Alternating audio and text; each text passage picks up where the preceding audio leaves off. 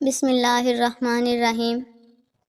امام علی کی خدمت میں ایک شخص آیا اور عرض کرنے لگا، یا علی ابن ابی طالب، میں نے اپنے بیٹے کی شادی کروائی لیکن چند ہی ماہ میں وہ شادی ٹوٹ گئی۔ آج کل لوگوں کا پتہ نہیں چلتا، بظاہر تو بڑے اچھے لگتے ہیں لیکن رشتے رکھنے کے بعد اصل چہرہ ظاہر ہو جاتا ہے۔ کیا کوئی ایسا عمل نہیں جس سے ہم شادی سے پہلے یہ دیکھ سکیں کہ یہ لڑکی یا لڑکا شادی کرنے کے قابل ہے یا نہیں؟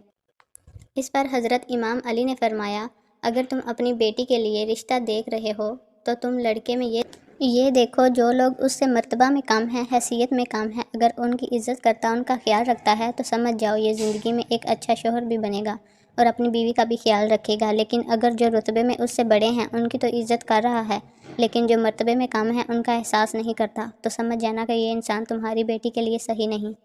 اتنی ہی دیر میں دوسرا شخص اٹھا اور پوچھنے لگا، یا علی، اگر ہم اپنے بیٹے کے لیے رشتہ دیکھیں تو کیسے پتہ چلے گا کہ کیا لڑکی ہمارے بیٹے کے لیے صحیح ہے یا نہیں؟ اس پر حضرت علی نے فرمایا، جب اپنے بیٹے کے لیے رشتہ دیکھنے جاؤ تو لڑکی سے چند سوال پوچھو اور تھوڑی دیر گفتگو کرو۔ اگر لڑکی صرف اپنی خوبیاں بتاتی رہے اور ہر بات پر اپنی تعریف کرتی رہے تو سمجھ جانا یہ لڑکی خود پسندی کے دلدل میں گرفتار ہے۔ لیکن اگر لڑکی اپنے گھر والوں کی بات کرے، اپنے والدین کی بات کرے تو وہ لڑکی آنے والے وقت میں کسی بھی انسان کے لیے اچھی بیوی ثابت ہو سکتی ہے۔